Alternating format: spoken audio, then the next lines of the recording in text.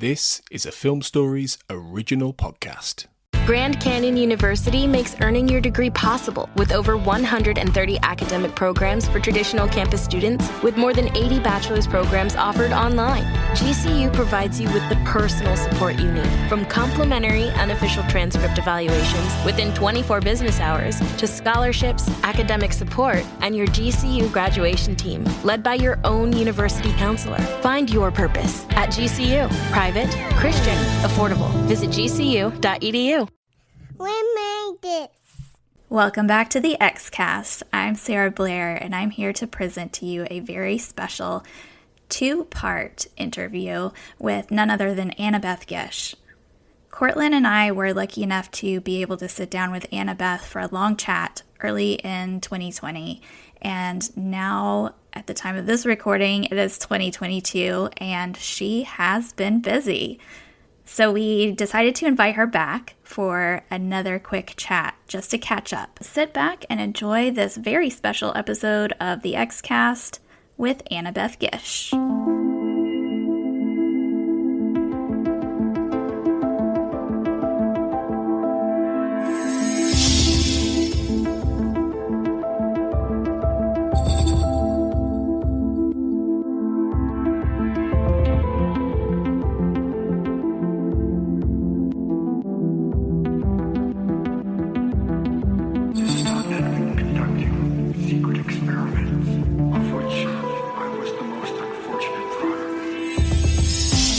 Welcome to the XCast. The truth is in here. I'm your host, Sarah Blair, and today I've got a special guest host with me, Cortlan Waters Bartley. Hi, Cortlan. Hi, Sarah. Fellow XCaster extraordinaire. And we have a very special guest joining us, the one and only Agent Monica Reyes, Annabeth Gish. Welcome to the show, Annabeth. Hello. I'm so happy to finally be here. I know we've been trying to coordinate this for a while. Yes. We are more than happy to have you. Welcome. So we are actually recording this in the middle of COVID craziness, right? Yes.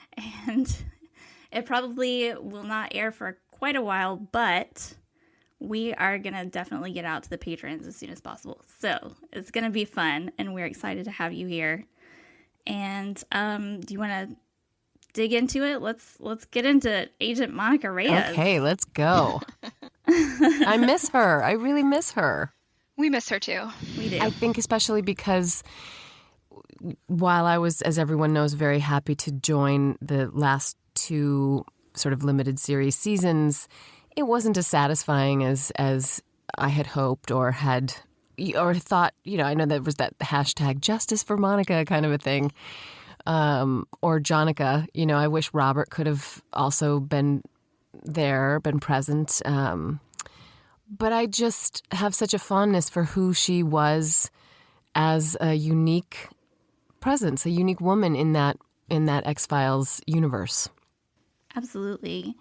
It's interesting, too, because with all of this time that we have on our hands with the self-shelter in place, all of that with coronavirus, I've had the time to go through a bunch of my journals, and it's really fascinating because I found some of the journals that, when I was auditioning for X-Files and when I first joined the seasons and the show, and it's, filled with all sorts of just gems of insight, as I joined that big family.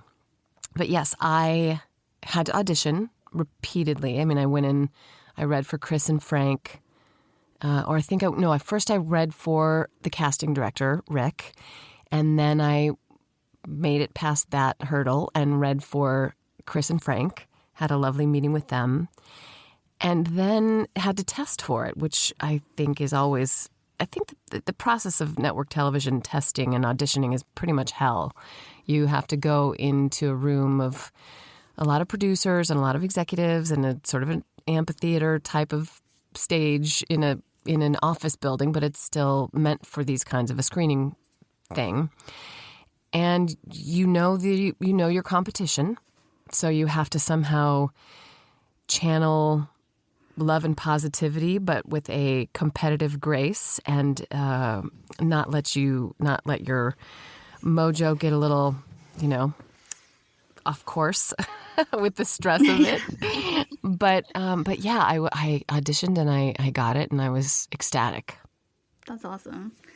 Were you familiar with the X-Files at the time? Was that a show you watched already, or?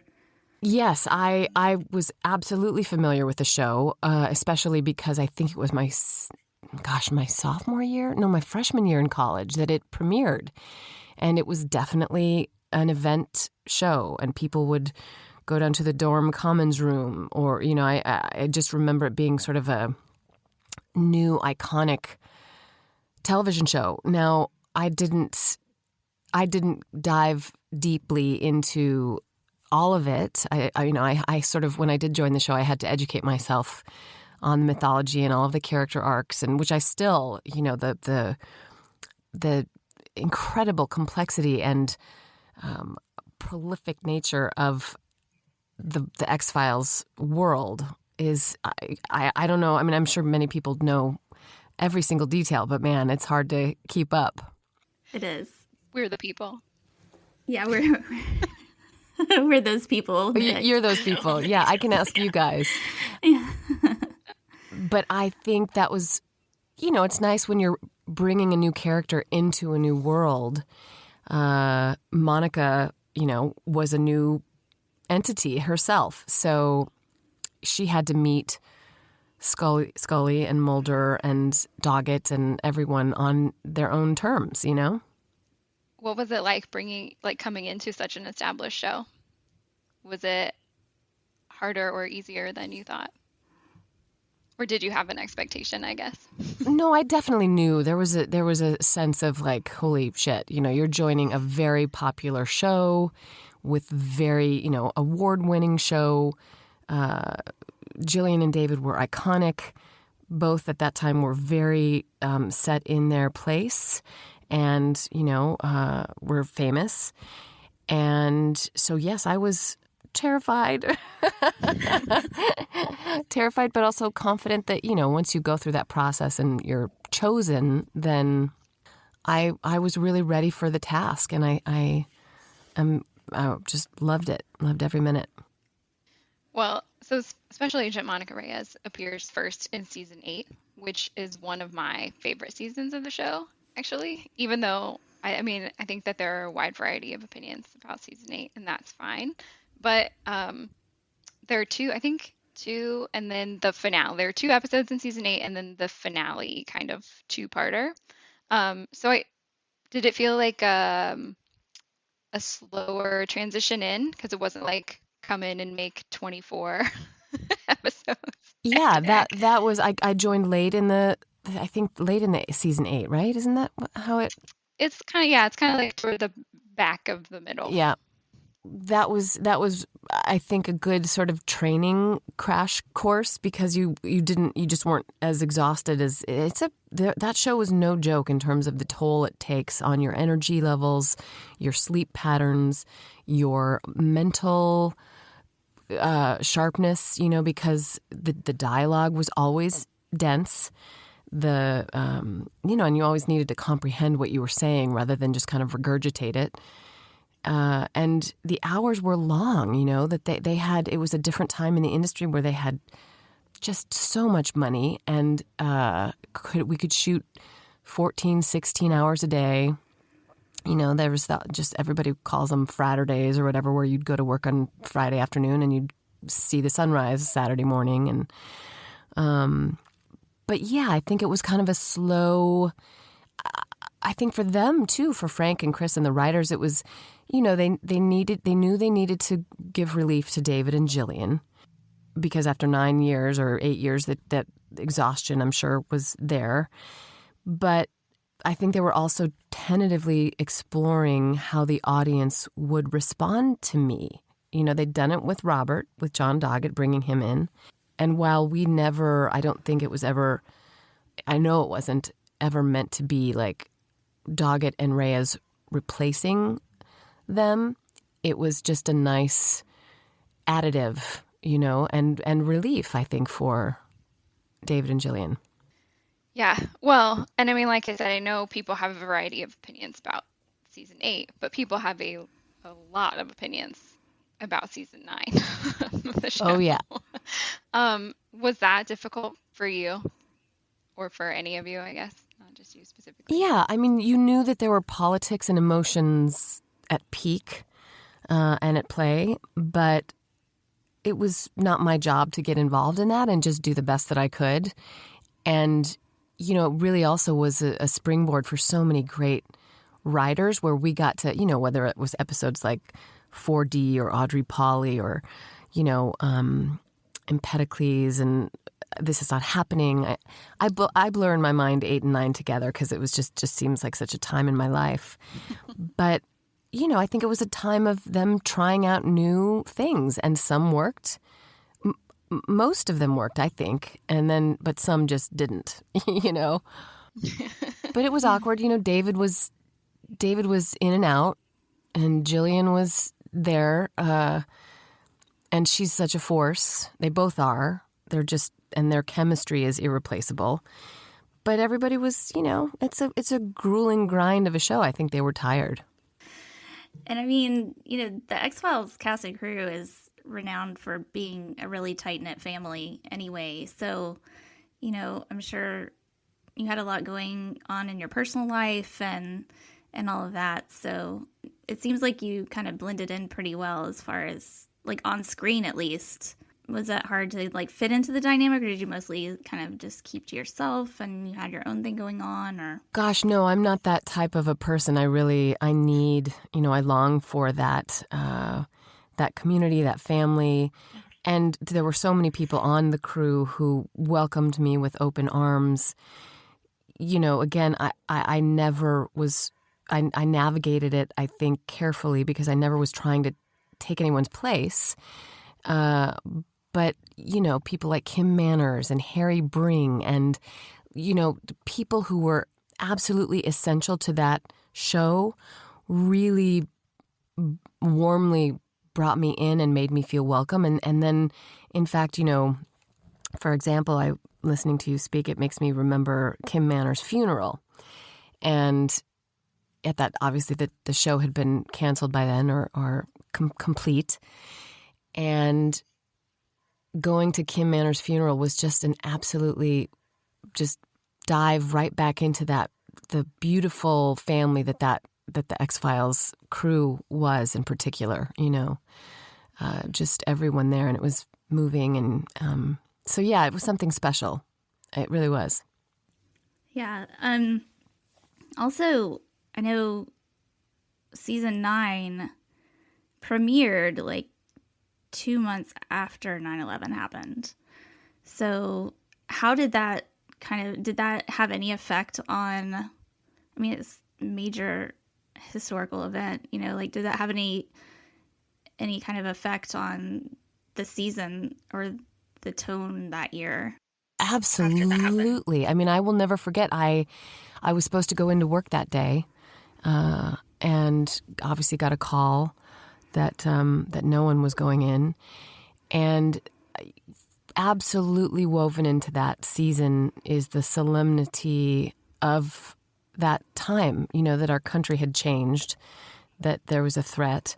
Now, granted, we were a show that was, sci-fi entertainment, and we weren't there to provide laughter, but the return and the escape of a show like X-Files has a value and I think a healing capability.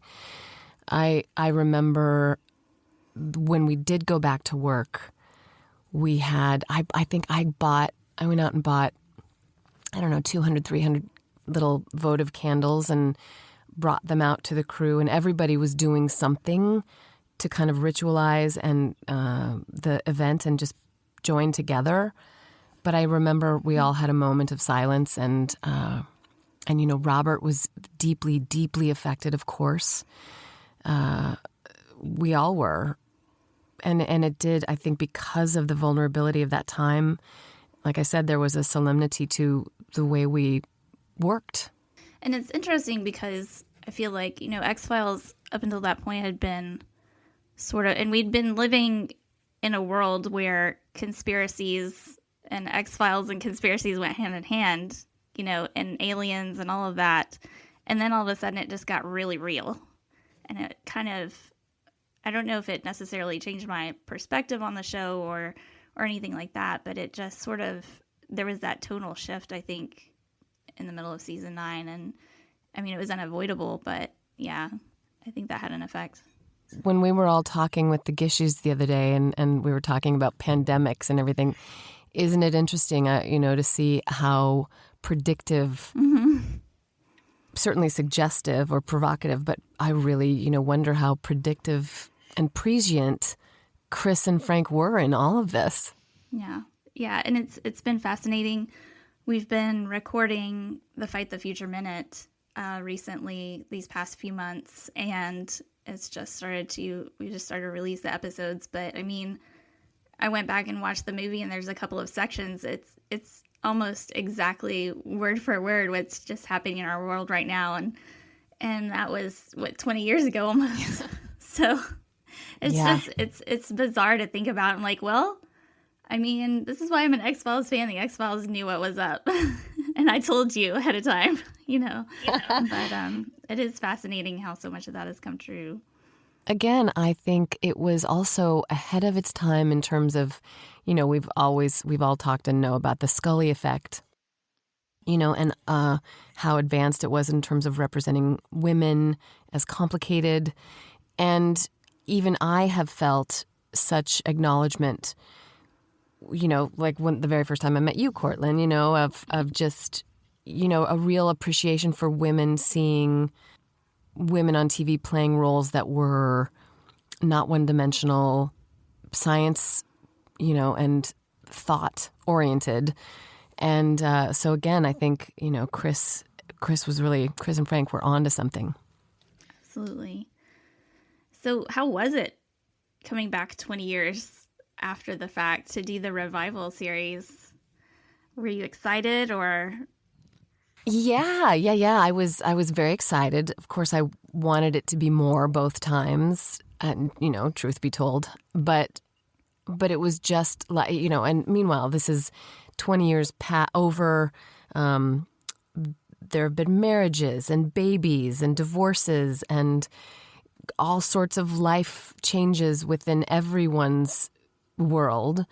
And yet, coming back, I'll never forget filming that scene with Jillian outside with the umbrellas and it's raining and, her giggle hasn't changed. And it was actually, it's nice to return to people and be a more mature version of yourself, because I was young. I was, gosh, how old was I?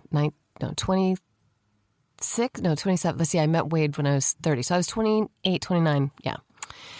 And even then, the difference between, who you are as a 28-year-old professional versus who you are as a 40-something professional is very different, Absolutely. And I know we like to talk to each other about how when we originally watched episodes and versus how we perceive them now. And I think that's one of the cool things about the X-Files and about art in general is as you change, you can revisit things and, come back to it and your perception changes. And it's like watching a completely different piece of work. And I think it's really cool that the show is so dynamic like that. And enduring, right? Mm-hmm. Yeah, some shows you could never watch another episode and who cares? Mm-hmm. But no, man, the X-Files is very eternal. Exactly. Sarah and I are pretty good proof of that because Sarah watched when it aired and I did not. I did not watch it all until it was on Netflix, like much, much later. So it was totally different for me. But I mean, we can both talk about it pretty regularly. Yeah, every day. Like every day. It's funny because I know with the boys, when we're kind of trying to reintroduce them to classic shows or whatnot, you can always tell the difference between a show that just feels antiquated and out of date and like, I know my kids aren't even going to sustain it because it's just antiquated. But I think there are some shows like X-Files that somehow they really are timeless, right? Absolutely. I mean, the styles, but even that, you can't really, it's not like we were an 80s show, Yeah. Lots of leather jackets More and shoulder black pads. pantsuits. Exactly. There were cell phones. Yeah. That I think is there's the internet and cell phones in the The X-Files. size of right. the cell phones and the laptops, and you can pretty much figure out what year it was. But yeah, Yeah. it's fascinating. Yeah. Let's revisit some of the revival stuff. So how was it coming back to the character of Monica? Were you, was the script something that you kind of saw coming, or was it a little bit different than you anticipated, or? Well, first of all, as an actor under the helm of Chris and Frank and doing X-Files 8 and 9 for me was you pretty much followed their lead, right? Mm-hmm. Because their proven track record was already successful. And they had a really good sense of who Monica was before I joined, but then they also infused a lot of me in it. I mean, I really do think so much of who she is. Even if I read the Monica Reyes bio and, whatever, I'm like, wait, but I do that, That's me. That's so me. So to that point, for the revival, it was difficult because I didn't understand, the allegiance with Cigarette Smoking Man, but I had to do my own kind of recognizance and try to figure out why I would have done that and make up a story, but it wasn't the kind of place or the platform where I could say to Chris, but Monica would never do that. I was clearly a B or C story part of Scully and Mulder story. But again, I was just happy to join and then tried to make it as accessible and yet amorphous, if that makes sense. Because, I mean, that's sort of contrary, because you don't want to make a character amorphous. But I wanted it to be vague in terms of what, and you had to sort of suspend your idea of why she would do that. And so I had to make up my own, legitimizing stories for it. Well, I mean, I think that makes perfect sense because this is the X-Files and we've all been doing that for a long, long time. Totally. And maybe that's why it is so, interesting, because everybody can kind of affix their own opinion to the characters' agendas. Yeah, I think that's definitely true. In fact, I talked to one listener about Monica for a long time, and we ultimately decided this is probably not the fix. But we talked specifically about Empedocles from season 8 because Monica gets exposed to evil in season 8, and then maybe it's just there the whole time and we didn't know. I think we went. That's I like that theory. I liked it. I thought it was a good theory. I love that episode. Yeah, me too. I thought that was a really, really complicated episode. I like it a lot, though.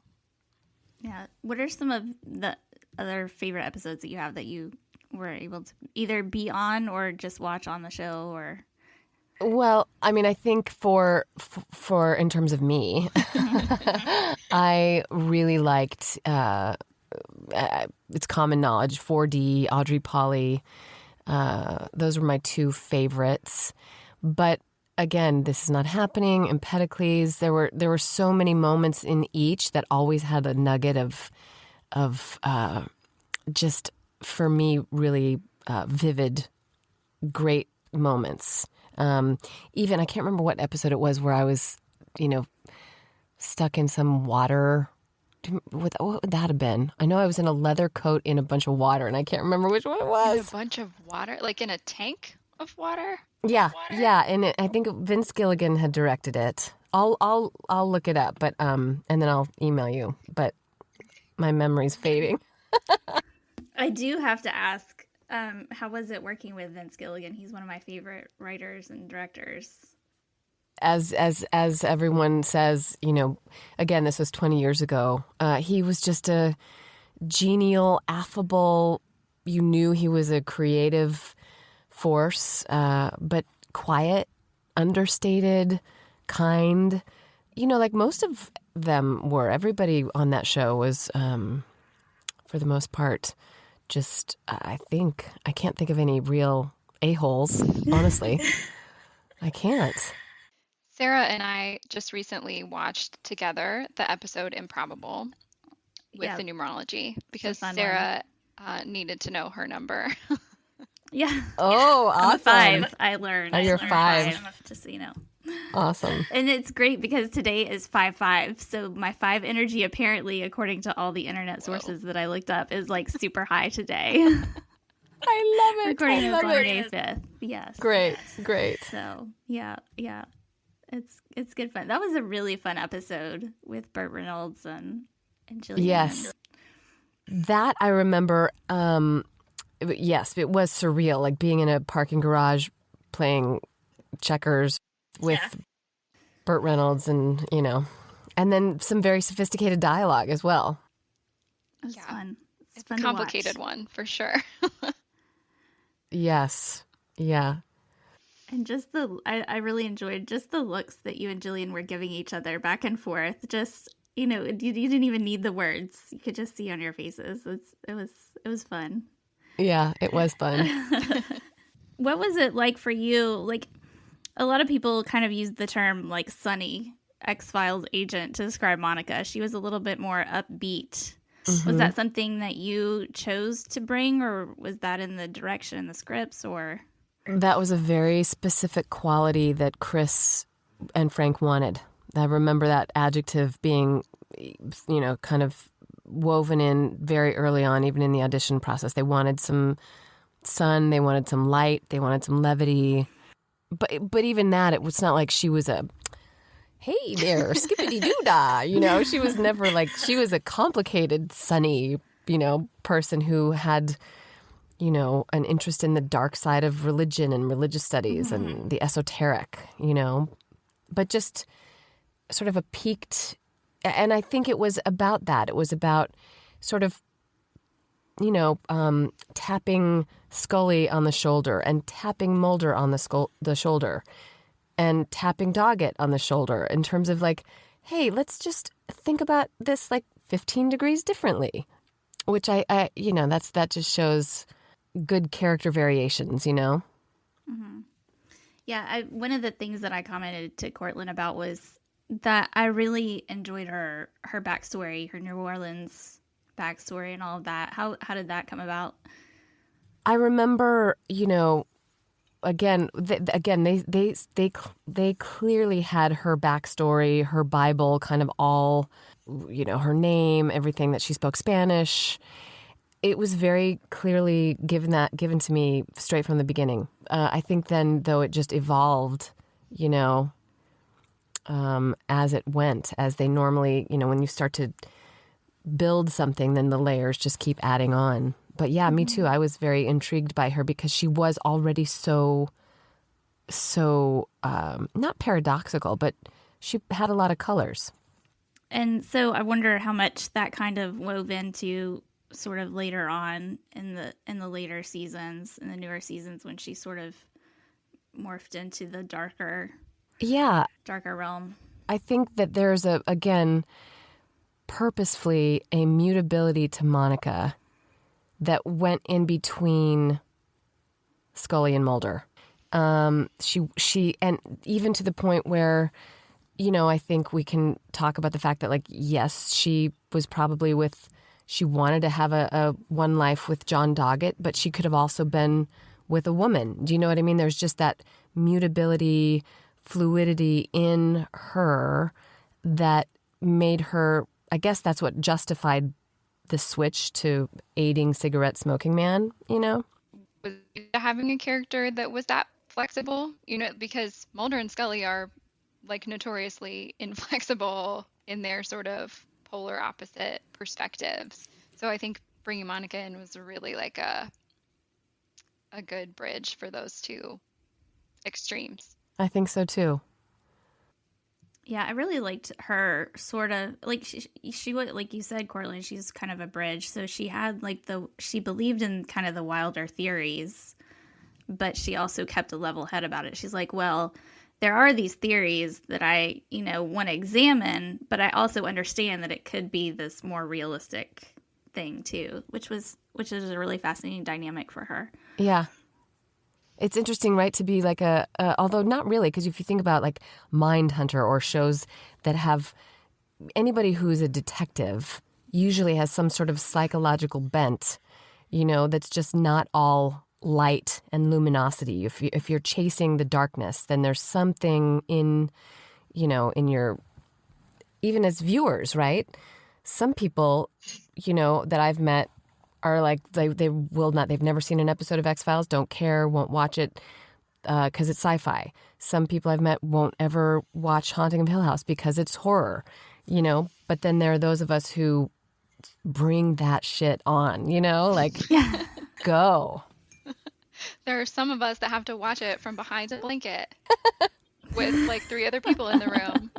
Yes. Or sleep with the lights on for a week. Yeah. Oh, yeah. Just saying. Just like I watched Haunting by myself when I was filming, and I was living in this big empty house in outside of New Orleans, and it was terrifying. I was like, I slept with all the lights on, and I was, I'm like, why the hell did I subject myself to it? But at the same time, kind of, is a good ad. So good. No, I mean, it was such a good show, but yeah, it was terrifying. It was. Well Still done. think about it sometimes. Well, that's not a silly tangent, because Mike Flanagan, who wrote Haunting of Hill House and directed it, and is also doing Midnight Mass. This will be the 3rd film I've done with him.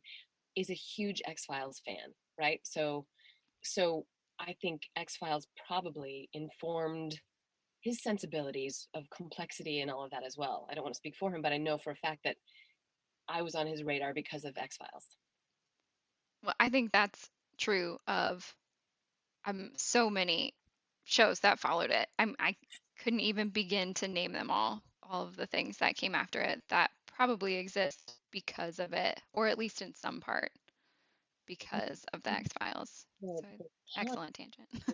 On to whether it was like Michelle, who the director, like so many people, Vince, just have like, it's like a factory, Rob Bowman, all of these people just kind of highly intelligent, highly creative forces still around.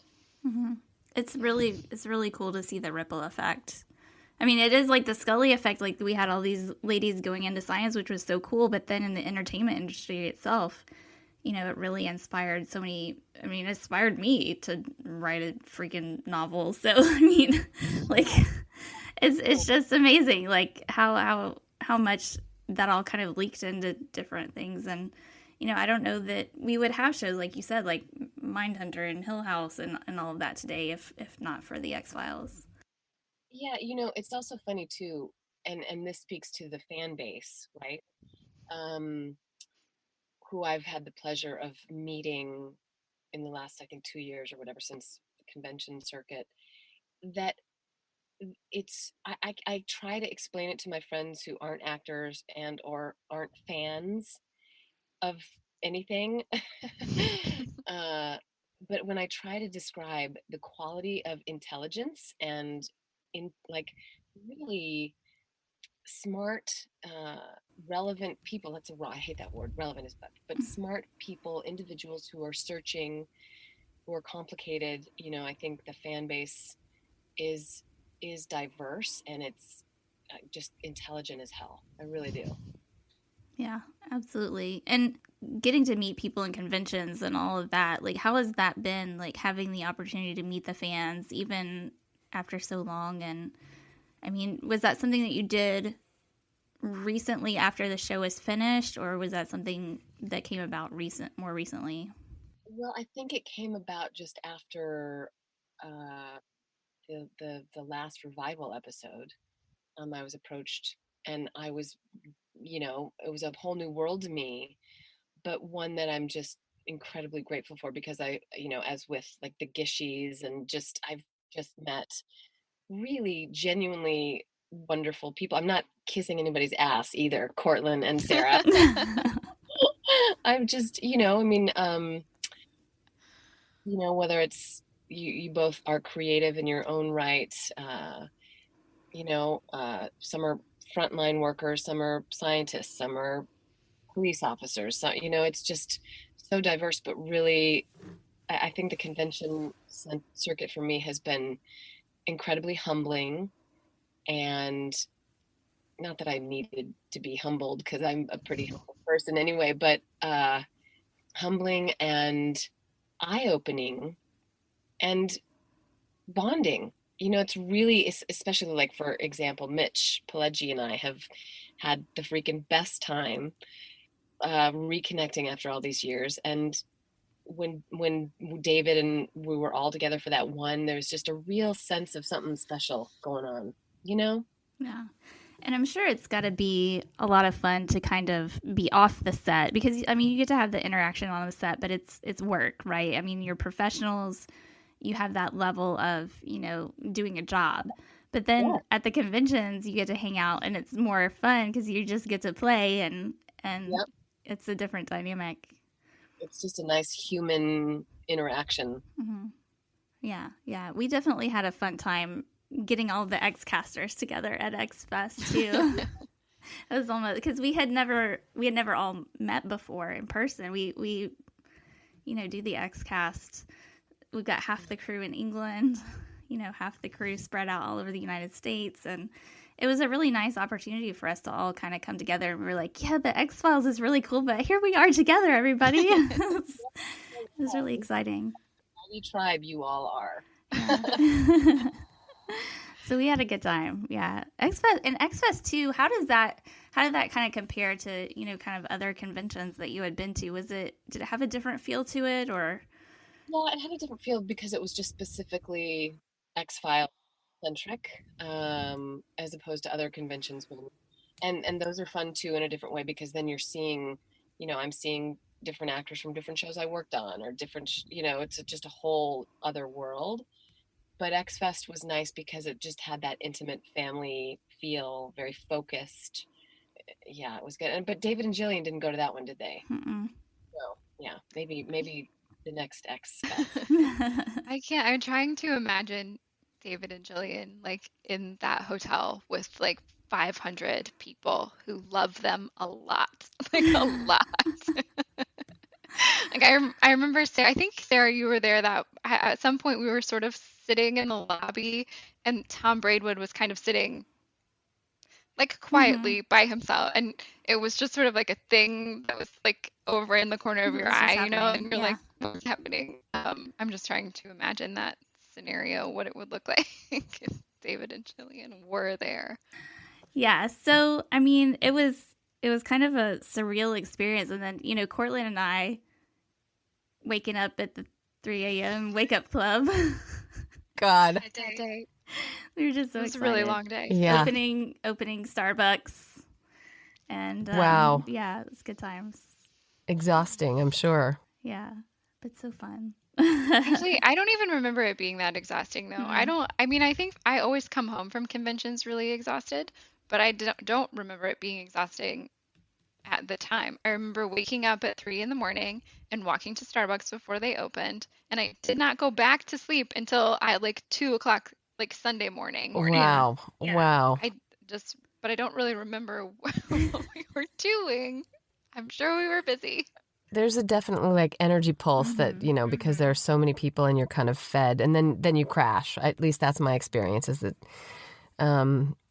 meeting so many people and outputting energy that is great because you're receiving things back, but then you go home and you're like, I need to sleep.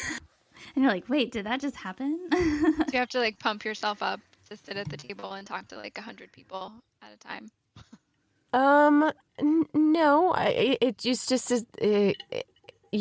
that after a certain amount of time, literally the muscles in your face start to hurt because you're genuinely smiling and, and getting a little bit sick of hearing yourself talk. Sure. And I'm sure a lot of people probably ask the same questions over and over too. Yeah, although like it's always then you have people who are really focused and know exactly why they're there, and then there's some people who walk by your table and they're like, "Huh, I don't know who you are. What have you been in?"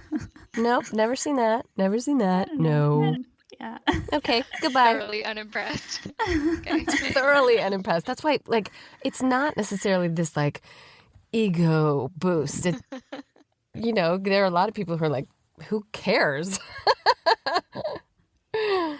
Yeah. Oh man. So what do you have any interesting interaction? Like what's the most interesting convention experience you had? Like either with a fan or another actor or anything like that? The tattooing thing has been a shock to me. I remember the very first time I was just sort of naive and ignorant, and someone asked me to sign their arm, and a young woman, I think, and I signed it and just stupidly was like, a big old scrawl, and had no clue that she would come back 10 hours later with it tattooed on her arm. And I was like, no, please don't tell me you did that. No. Oh my goodness. You're like, I would have done a better job. I would have tried. Well, I would have just done like minuscule, like tiny. Oh my goodness. That's just, so yeah, that phenomenon is kind of that was a shocker. But yeah, there've been, for the most part, it's just been, there have not been, knock on wood, any negative, horrible experiences. I remember I was coming down the elevator in one hotel, and I actually was wearing the same NPR t-shirt that I'm wearing right now. And the elevator was packed, but everybody was in, sort of, I think it must have been like a horror convention, right? And some gentleman, was sweaty and smelled like vodka. I was like, that is not the shirt that to be wearing at this convention. Like my dorky NPR public radio t-shirt. Yeah. I think at one point Cortlan and I got on the elevator with the Enigma. And that was interesting. Sure. Yeah, that was an interesting experience. Totally. It was a very awkward elevator ride, actually, if I'm remembering right. Meeting him too and having a conversation and just sort of like looking into his eyeballs and it's wild. What a creature. Yeah. It's amazing. I don't think we talked at all in the elevator. It was like completely silent for like 4 floors. Like, he's very approachable. What's happening right now? This is not happening. Yeah. Oh, fanfic. Do you read fanfic? Oh, yeah. I haven't read a lot of it. I have been sent some over the years, and I'm fascinated by and impressed as hell, again, by the creativity, the offshoot of, and very viable options, too, Mm-hmm. Yeah, that's how I got my start writing, was X-Files fanfic. So really? And was the impetus of that you felt dissatisfied with what you'd seen and wanted to change it, or just like, this is just springboarding so many ideas, I just want to go? Yeah, I just wanted more. What I wanted was not happening on screen, and I just wanted more. So I filled in the in-between parts. Yep, cool. Yeah, it was fun. So, yeah, but like Reyes and there's a lot of Reyes and Scully fanfic. Yeah. Yeah. Yeah. As I mentioned earlier, I think that's a viable, who knows if they were, if they were shooting that today instead of 20 years ago, if they would have explored that, the idea of like bisexuality or whatever. I don't know. I don't know if it seems like it's so much more acceptable nowadays. But just the force of a female friendship, I think that can have all of those nuances. And again, because the characters were written so mutably, people could project anything onto us, and I don't think clearly Jillian didn't play against that. She went with that. I went with it too. I find it fascinating. But I think some people are terrified of that too, maybe network execs or whoever, you know? And it was back in a time when we didn't really get to see that kind of female dynamic on screen very often. Even friendship and like the positive, like women building each other up. I mean, it's more common now, like you said, but even whether or not there's the sexual element involved, like there's still the female, like they're two female FBI agents in a time when there were only females in the FBI for like 15 years at that point, you know, like 16, 20 years, like as agents. Yeah. So, you know, it's they had to stick together, and it was good to see that they worked well together. And I think that was another thing that I mentioned to Cortlan when we were watching together, was that I really liked seeing them on screen and like actually being agents together. That's a great point, Sarah, because women can have chemistry, right? I mean, I have some friendships with some of my very, very close female friends, and we have fierce chemistry, but that doesn't necessarily mean, you know, that it's a sexual thing. It just means that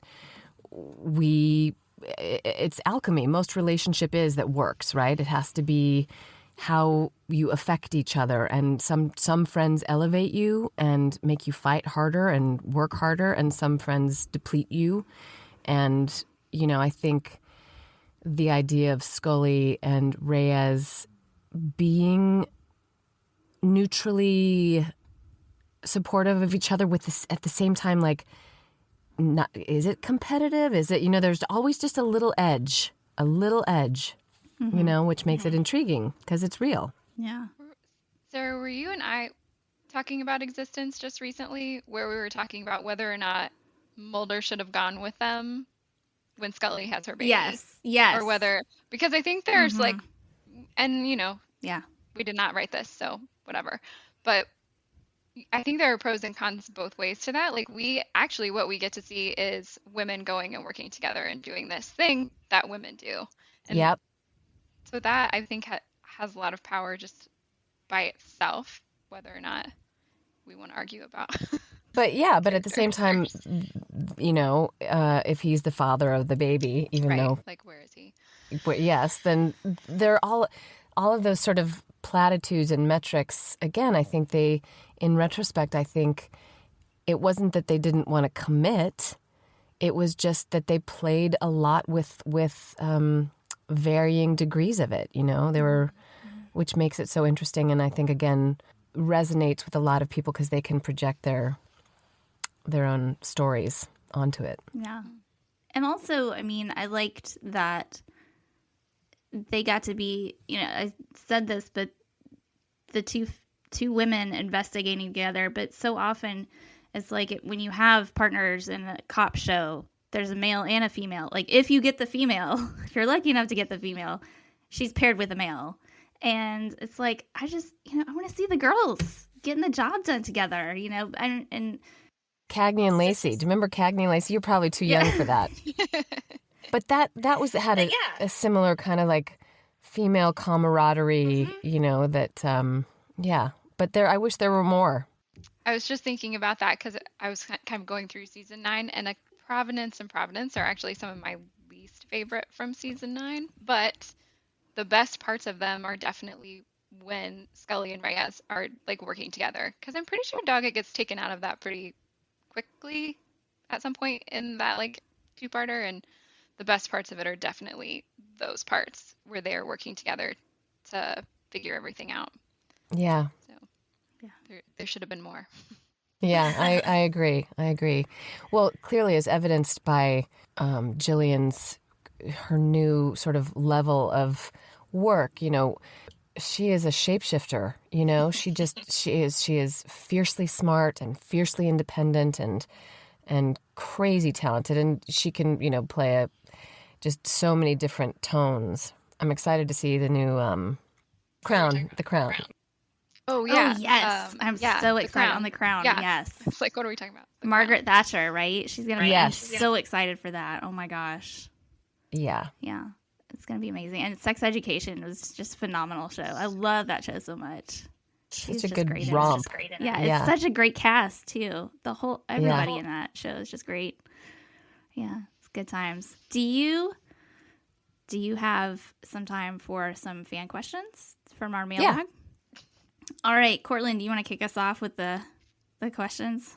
Oh my. Well, I should warn you, we got a lot of questions. Yeah, we don't have to ask all of them, but we won't ask you all of them. There's a lot. I think this is actually probably the most that we've received for any interview. Yeah. Oh, nice. So yeah, I was going through them and I was like, wow, we could just only have asked you questions that we received.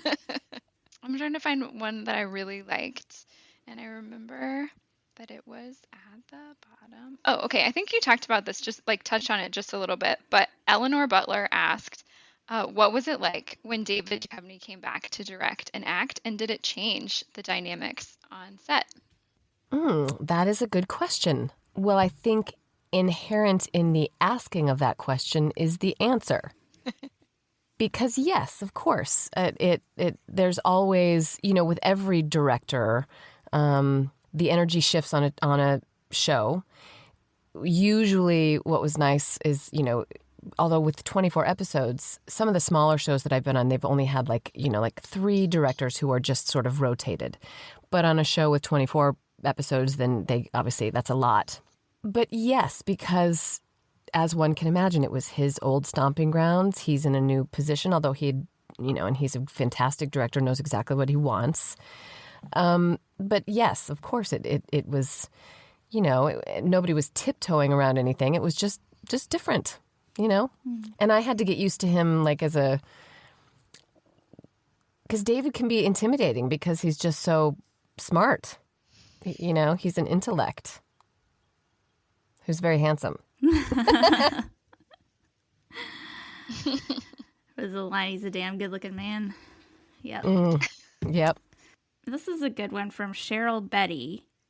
She would like to know if there was anything that you wanted the chance to do on the show, like once you got the role, that you either got to do or didn't get to do. Was there anything that you had, like if you'd watched the show before and were wanting to get to do on the show?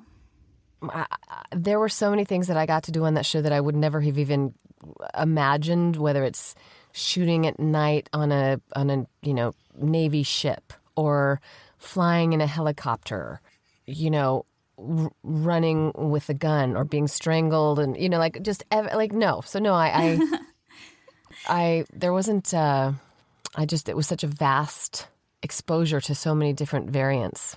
We got a lot of questions about Monica Reyes in the Bible, as you might imagine. But I'm going to smush a couple questions together. Anna Gomez wanted to know, would you go back if there was a season 12? And Jeremy on Twitter asked, if there was a season 12, would you be open to becoming the main antagonist now that the cigarette smoking man is once again maybe dead? Oh, the main antagonist? Oh. Yeah. God, that would break my heart. I don't know that I could. I don't know that I could go. I mean, I guess artistically it would be a challenge, and I'm always up for that. But in essence, I would have a very hard time being a dark force on that show. A force that inflicts danger or pain. On that show in particular, if it was a new show that was like, and I could play like the evil villain, yeah, I would totally be an antagonist. But on this show, for which I've have such fondness, it would be too much of a leap for me to do that. Hard to cross over. Yeah. It was already hard just for 11 or 10 and 11. If there was a 12, I mean, I don't think there will be, but if there was, I would, and if I had a little bit more agency as Monica Reyes, then yeah, I would absolutely, because I like I said, I have such a fondness for everyone, Chris included, and all of them. We all have our own imaginary season 12, so it's fine. Yeah. Let's see. There's a couple that are a little bit similar. Talking about you being a writer. So Valerie and Justin would like to know about you. Would you ever write your own versions of Monica's character, like either filling in between seasons 9 and 10 what happened to her, or, you know, rewriting a return? Would you ever, is that something that you would like to do for yourself, is to write that? Yeah, I mean, I know both David and Gillian wrote episodes during their time there, and directed, obviously. Yeah, I would be intrigued by that, especially because I have such a clear idea of what, who I think she is. Yeah, I mean, I would love to do that. In fact, I remember in my mind, you know, even jotting down things I thought that would have been said in an imaginary scene between Reyes and Scully in the last, you know, episode. Mm-hmm. Yeah, and I mean, I would absolutely read like a novel or comic or something of Monica's backstory in New Orleans. Like, I would be so down for that. Oh yeah, that's a great one. Yeah. Oh, I like that. It could be pre-X-Files, the NOLA files. NOLA files. Love it. Love it. All right. So get on that during quarantine while we have time on our hands. Okay, be your good. new project. So much time. Yeah. I'll be your first reader. I'll be your beta reader. Annie South Thompson wants to know, what was your favorite scene that you've been in, and which scene grew you most as an actress? And what's your favorite on-screen memory? So I think this is more of a general non-X-Files question, but... Oh, really? Non-X-Files? Either one. Well, again, like everything from X-Files related, everything from Audrey Polly and 4D is incredibly encoded into my experience. It was just, there were highlight acting experiences for me, emotional experiences, creative. I loved them both, including the fact that I had to do a major stunt in one of them, and, you know, like where I fall, and that was like, it was like a big, like 50-foot fall or something. So that was one of the biggest stunts I'd ever done. And I couldn't do it today because I'm so afraid of heights now. But non-X-Files, you know, Brotherhood, I think, was a very imperative acting job for me, just growth-wise. Dita would like to know, if you got to rewrite the finale of the X-Files, how would it go? And it applies to the whole finale, not just Monica. Oh, shit. I don't even... To Dita. I was like, Dita is going to ask really tough questions. She's here for it. Yeah, I know Dita personally, and I love her. She's so awesome. God, I don't even, that's like an elephant question. Like, how do you eat an elephant one bite at a time? Because so many, you would have to unravel so many different strands of the rug, you know?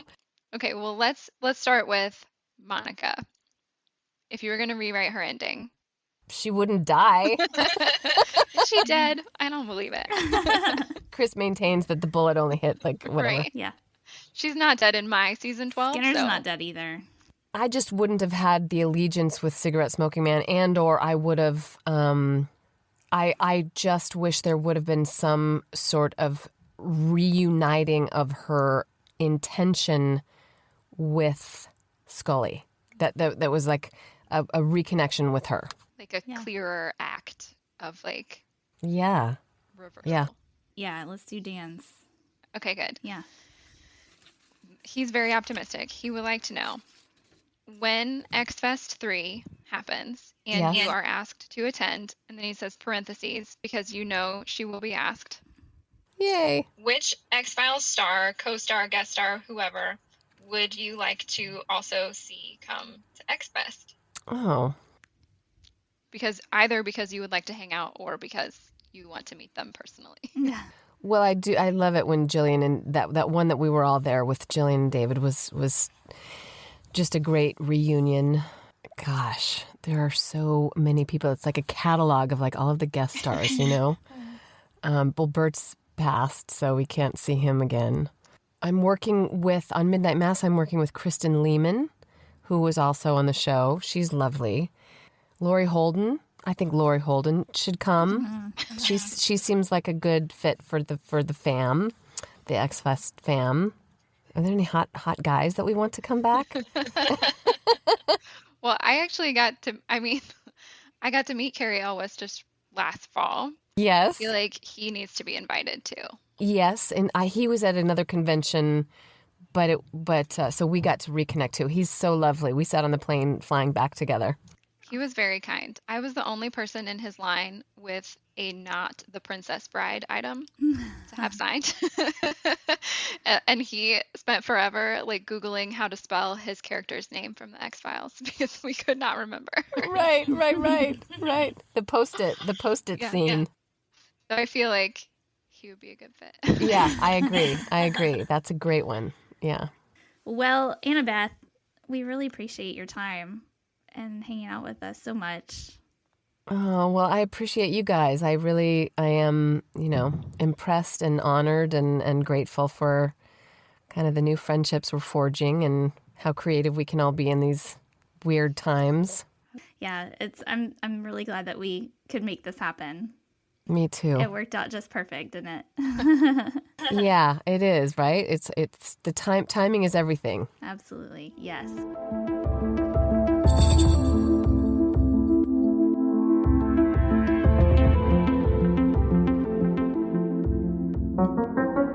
Hey guys, my name is Tony Black, podcaster and author, and I'm here to tell you about Partisan, a podcast about politics and history in film and entertainment. I'll be joined by guests as we discuss films, TV shows, and maybe a little bit more, examining political and historical topics, such as how Elvis intersects with black cultural history. In Lerman's film, the idea of the black characters are maybe they're used as catalysts to basically move Elvis forward in his career. I think that's how I saw it. The rise and fall of Richard Nixon. It seems to be, historians seem to agree with this, is that he was the first president that really capitalized on the evangelical vote and politicized them. The disturbing class satire in society and much, much more. Partisan is free to download on Apple Podcasts, Spotify, or your podcast app of choice, and you can follow us on Facebook and Twitter at Partisan Pod. I hope you'll vote with your feet and join us on the journey.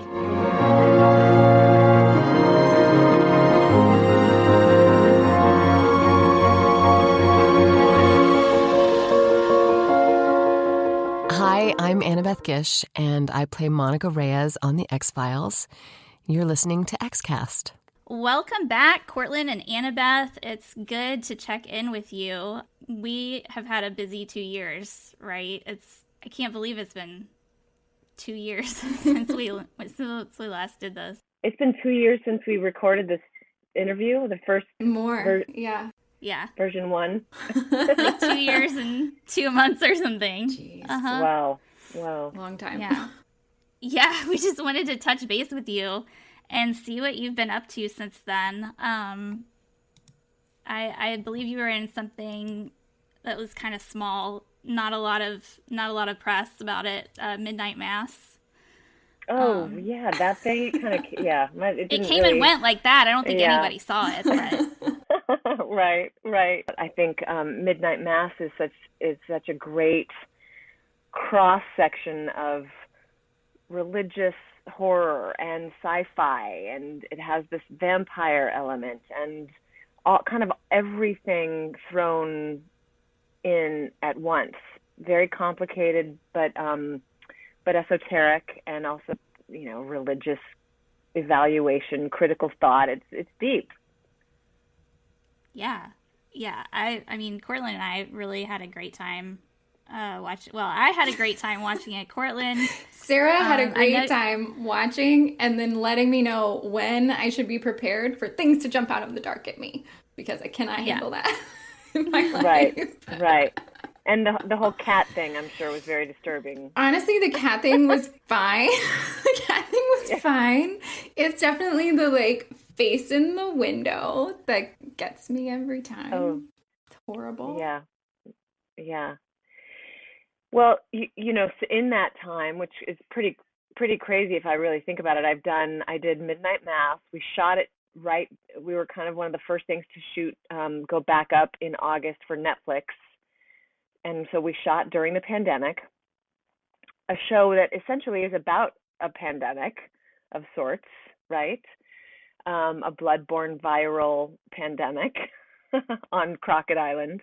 It was an amazing experience from top to bottom. I love that whole cast. I love the crew.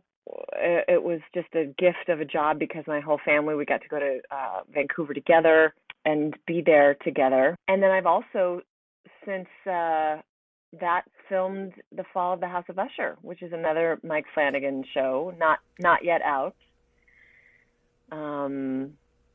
True story. I've been busy with... I had already forgotten that you did Fall of the House of Usher. Sorry. Yeah. That was already like gone from my, it will come back to my mind later, but holy cow. Well, it's pretty exciting, I have to say, because in 2022 alone, I have worked on Edgar Allan Poe and Anne Rice pieces, who are both like these iconic epitomes of goth horror and suspense, right? And beautiful narrative fiction. So I've had a ride. Yeah. I think I might need a break from horror for a second. I really do. I think like psychically I need a little break. Yeah. Well, I was in the Gishy chat asking like, hey, what should we talk about in this catch up? And that was a theme that came up was, could I please ask you to do something that's not terrifying to watch? Yes. I will officially say yes to that. Okay, great. I think I've, well, I can't say that because that'll be a spoiler alert, but I think I have finished a through line with my characters in this little epoch, and I'm done for a minute. I will always be a horror and sci-fi fan. I'm grateful for the spiritual experiences that they provide, but I do think like I am ready for some levity and some lightness and rebirth. Yeah, we need to get you on a rom-com or something. Yeah, here for it. Yeah, I'm here for it. You know, yes, we can eat some popcorn and laugh a little bit, right? Yeah. Right, and not have to like throw our popcorn when something jumps out. And I have to turn all the lights on. Anything that'll keep us, sleeping without the lights. Right. It's fine. Right. I agree. My own nervous system is shot. Yeah. So you got to film Usher and Midnight Mass up in Vancouver, and then you did, are we allowed to talk about Witches, or? Yeah, is that absolutely. And then you did Witches of, the Mayfair Witches, the Anne Rice adaptation in New Orleans. So how would you compare your filming experiences? Like, I know because we're X-Files fans, we love Vancouver filming up there and the atmosphere and all of that, but New Orleans is notoriously also creepy in different ways. Are there like similarities or differences that you got to experience? They are like polar opposite destinations to film. You have, in Vancouver, you have this crystal clean air. You have the mountains. You have a super health oriented. I mean, don't get me wrong. Let me lead with this. I love equally both cities. New Orleans is the opposite though, in that it's got like that soulful, sweaty flavor, kind of saturated. It's very boozy and Creole and just it's just a sexy city, right? I don't think Vancouver, you would say, oh, it's a sexy city.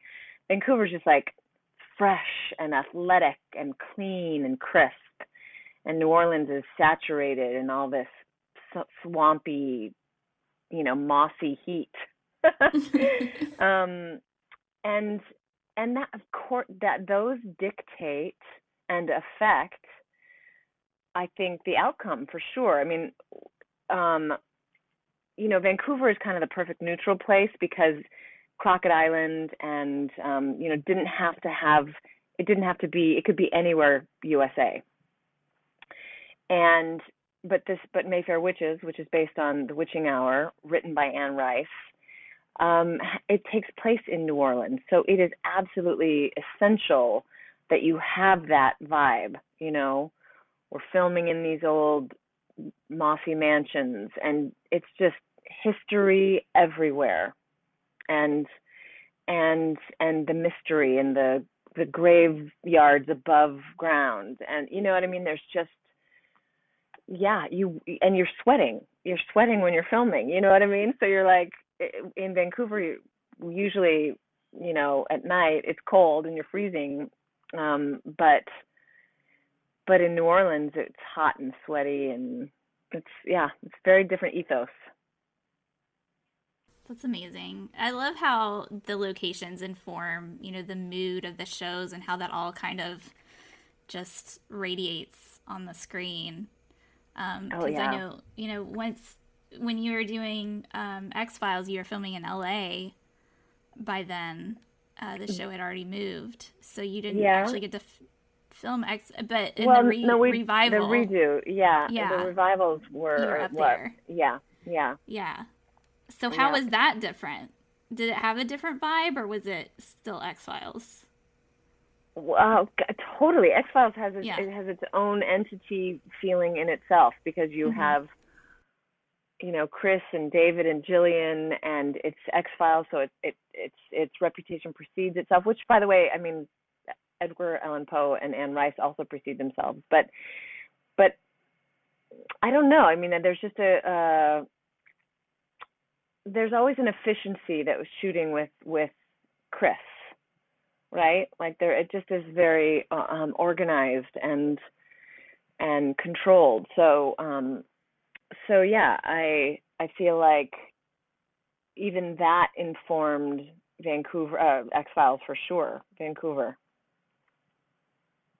Plus you have crews, who have who worked there and who, or who came up on, Mm-hmm. It's so funny. I just recently shot a tiny little arc on Barry this year, and Bill Hader was a PA on X-Files at Fox. That's awesome. Yes. I did not know that. Yes. Who knew that? Fun fact. So it's just so wild, that show, because it was so long running, I think has informed so many people's awarenesses, and histories. Amazing stuff. I did get another question from the Gishies. They asked about New Orleans specifically. In particular, one Gishie asked about New Orleans because she lives very close by. And so she wanted to know if you did anything especially memorable or ate any especially memorable food while you were there. Oh, yeah. I tried crawfish for the first time. Oh. And I also had fried oysters, which I'd never had before. I've shot in New Orleans several times. I shot, we did Free Ray Sean there a few years ago. And when I was younger, I shot a project with Jenna Rollins there called Silent Cries. So I've done kind of all the touristy, the alligator tours. And although this time I did go to see Anne Rice's grave, and I gave her a little offering because I've been such a fan of this book for 20 years, The Witching Hour, so I was happy to kind of circle back to it in a beautiful way. But in terms of food, I mean, I'm not that adventurous of an eater, but eating fried oysters and crawfish for me were both big steps. Good times. Hi, Sarah. That's it was right? Yes, it was. Well, I have to go back. I have to go back in August for Mayfair. So, she'll have to maybe we can meet. Yeah. Or at the very least, send you some recommendations. Totally. Yeah.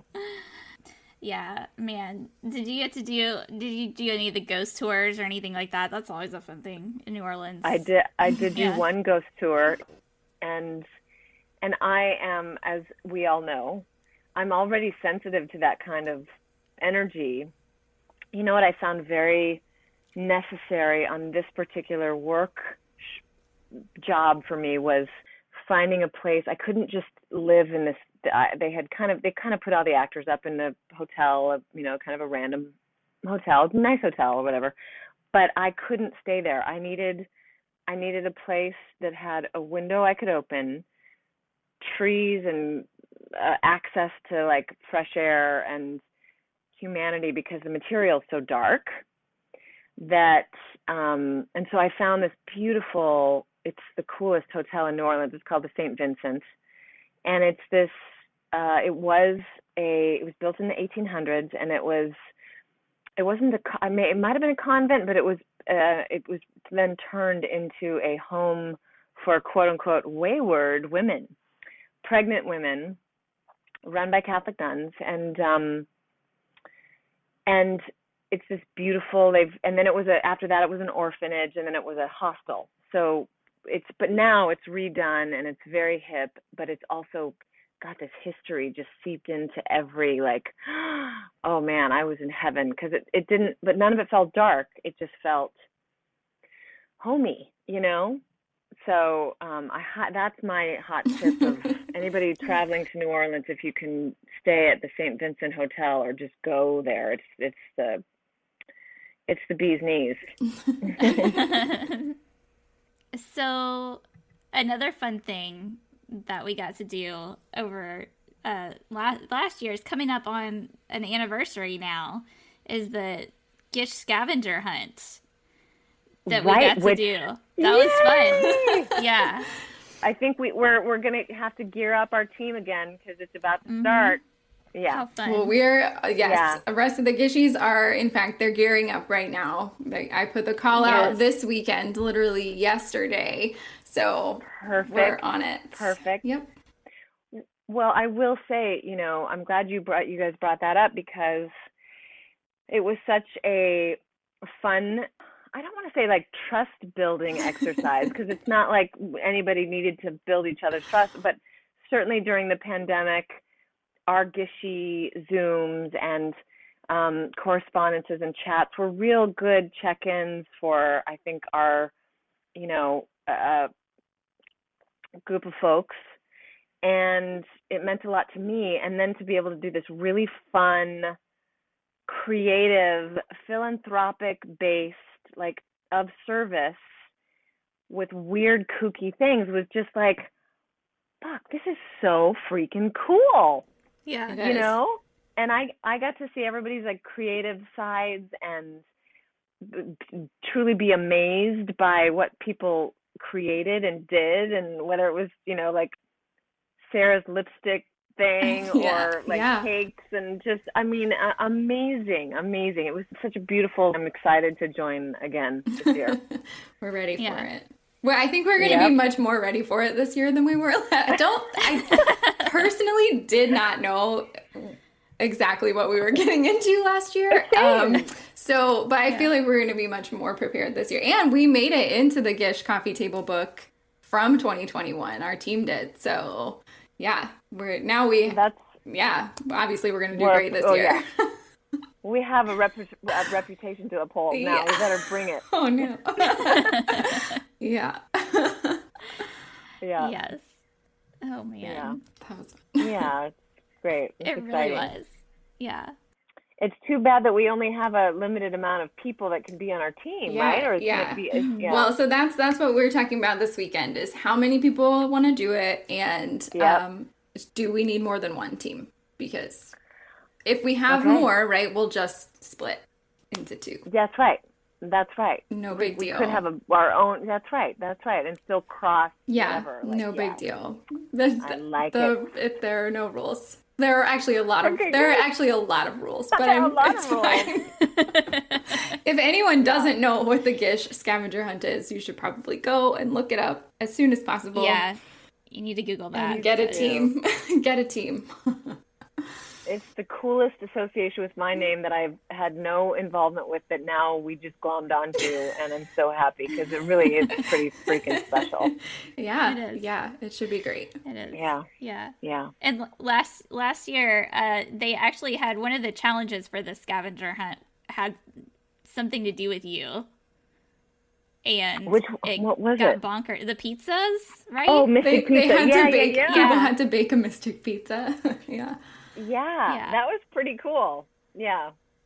Amazing. And you didn't know about that beforehand. It just was a thing they decided. No. The best part is that they asked everyone to tag you, which I really thought was pretty. I was like, man, that could be a lot of pizza tags. I know. I've never been happier to repost, add the story, love it, heart. Exactly. No, I love those guys. I love Charlie and Misha Collins, who I still haven't met, but I think what they're doing and the initiative, the impulse behind it, especially nowadays where, God, we're all so tired and worn out between the pandemic and politics, whatever you believe. Everybody's just tired and burnt out. So what we thought at first was overwhelming, oh my God, I don't know how to do this, ended up being just joy. Yeah.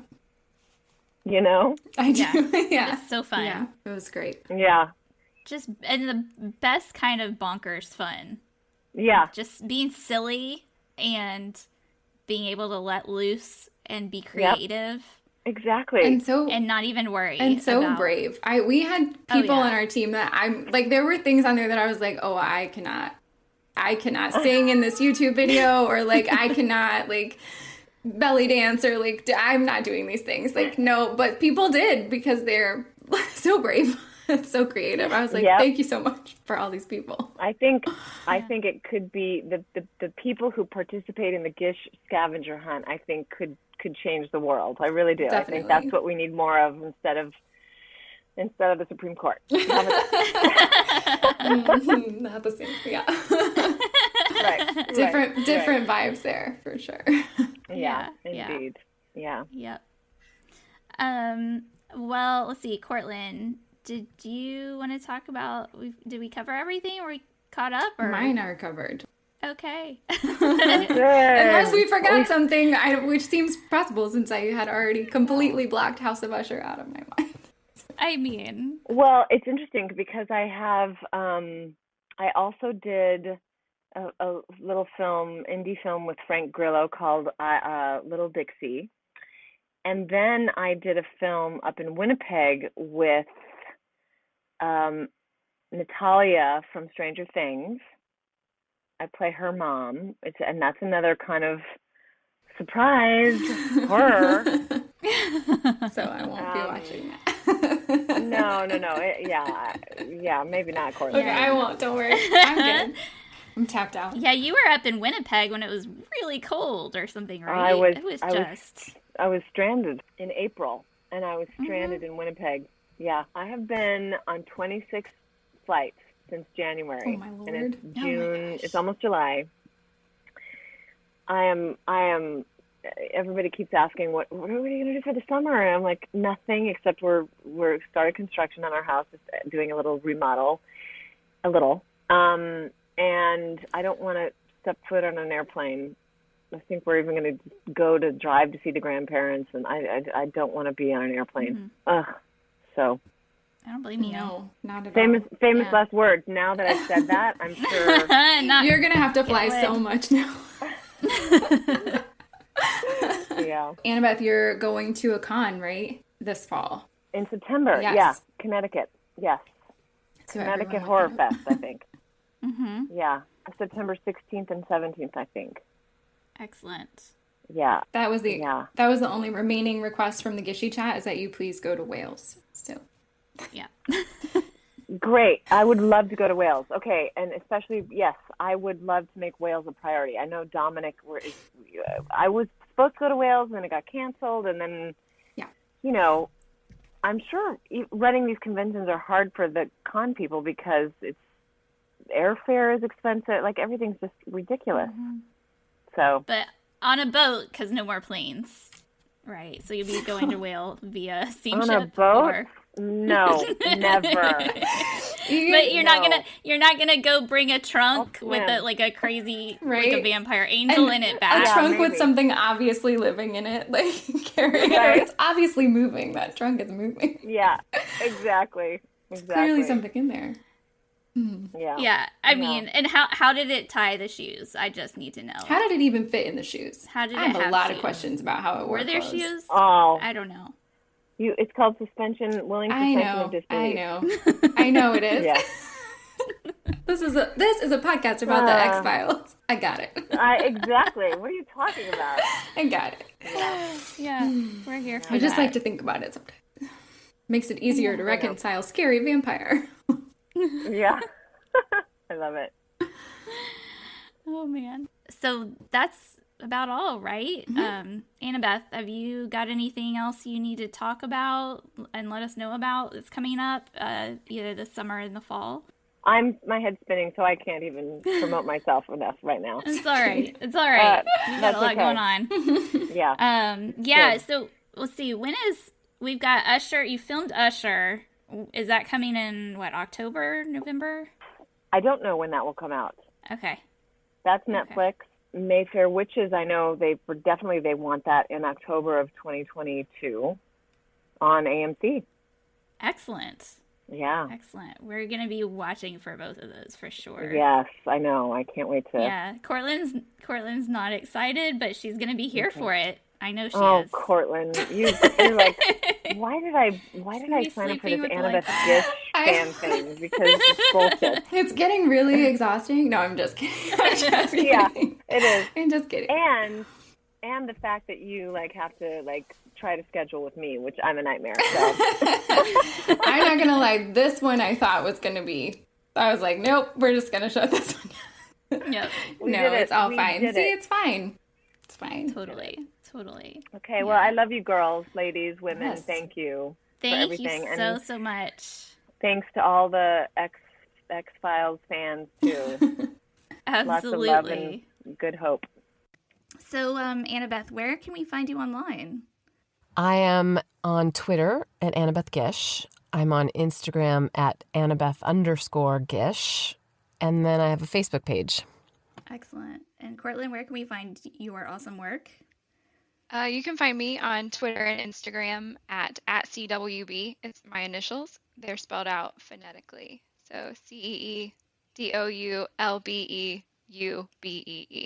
Awesome. I applaud you, Cortland, for all of the work you've been doing and how you've been acknowledged in Louisville. It's Louisville, right? Louisville, yeah. As long as you don't say the S, it is correct. Louisville. Yes. Louisville. Well, no, see, you say it differently. Okay, there's a lot of conversation about how you say Louisville. It doesn't matter as long as you don't say the S. Okay. Correct. Okay. And Sarah, where can we find you? Oh, I'm always on Twitter, and I'm on Instagram. On Twitter, I'm Sarah L. Blair, and on Instagram, I'm author.sarah.blair. So, yep, good times. And we've got the X-Cast X-Files Basement group on Facebook. We've got the X-Cast, the X_cast on Twitter. Awesome. Yeah.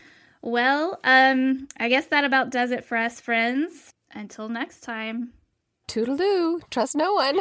Hello, and this is Frame to Frame, part of the We Made This podcast network. We are a podcast that take two seemingly unconnected films and slam them together with the most obscure theme that we can find. I'm Andy Williams. And I'm Sean Wilson. And every Wednesday, you'll be able to find out a little bit more about the different themes and different films that we look into. You can hear moments such as this. Gwyneth Paltrow has as many Oscars as David Cronenberg. That's just wrong in every sense of the word. Yeah, but you can't get a candle that smells like David Cronenberg. No, wait, I'm not going to get there. No, don't do that. I mean, we've done nearly 10 minutes on why you dislike Zack Snyder, and that was just the first person that I mentioned as a talented name within the now film. you've got to take us in a positive direction, please. Okay. Jared Butler is the lead of this film. Oh, that's not a good start. That's really not a good start. Still keep going. I just want to say, I really love your philosophy about no matter how good or bad a movie is, there's a lot of effort that goes into it. I really like that philosophy because I find myself grappling with that. It's kind of like it's really easy to tear something down because the finished product that comes out in the cinema or on streaming is nominally bad, but it has actually had a fair amount of effort that went into it, regardless of how that's translated. Be sure to check your podcast app of choice every Wednesday to find new episodes. You'll be able to like, subscribe, and find us on social media at Frame to Frame Pod. The Xcast and X-Files podcast was created by Tony Black and is produced and hosted by Carl Sweeney, Sarah Blair, and Kurt North. You can find the podcast on Twitter at the X_cast, on Facebook by typing in the Xcast, and in our group, X-Files Basement, the Xcast podcast fan group, and on Instagram at the Xcast Pod. Don't forget, you can support the show by becoming a member on Patreon.